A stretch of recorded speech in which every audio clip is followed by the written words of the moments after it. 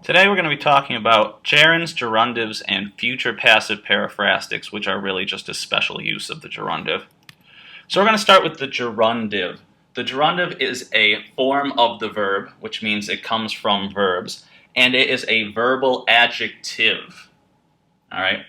Being an adjective, that means it has to modify a noun, and like all adjectives, it has to agree in case, number, and gender with the noun it modifies. Another name for the gerundive is the future passive participle, but we're going to call it the gerundive. So basically, over here on the left, we have our different infinitives. We have a first, second, third, and fourth conjugation. And this is how you form the simplest part of the gerundive, the masculine singular nominative. You'll notice that third IO is missing, and that'll work just like the fourth conjugation. All right, so once you have that part, it's going to work like a first and second declension adjective.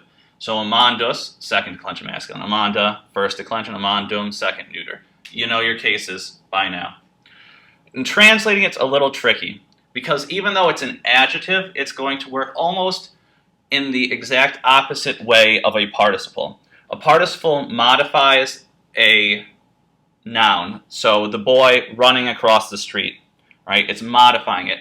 And here it almost turns it on its head and makes the noun being modified the direct object. So vir laudatus, a man to be praised.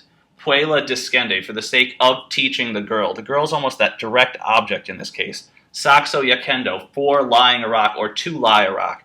Again, the rock is working almost like a direct object of that gerundive. Ad urbem capiendum, for the purpose of capturing the city.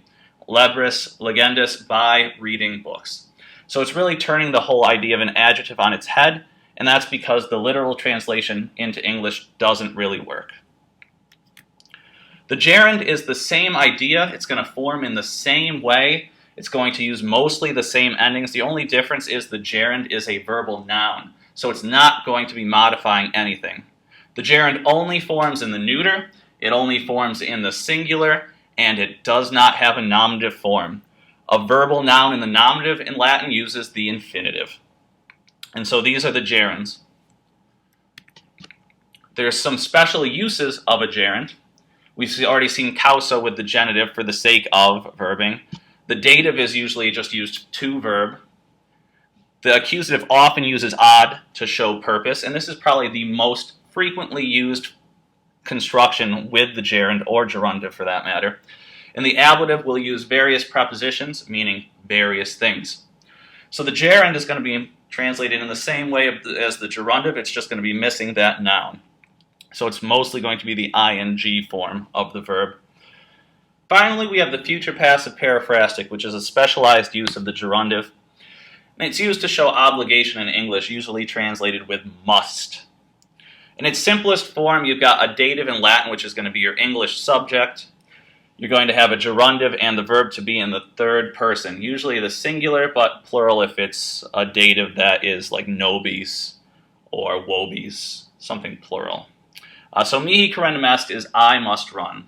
It gets a little trickier when you have a nominative in Latin. Look at the second example. When you have that, you have to have the gerundive modify that nominative, so it's going to change.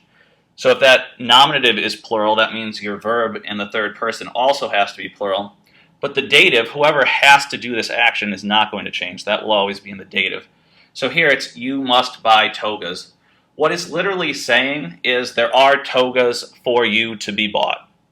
And so we translate it with obligation in English and the word must because that sounds way better than the actual literal translation.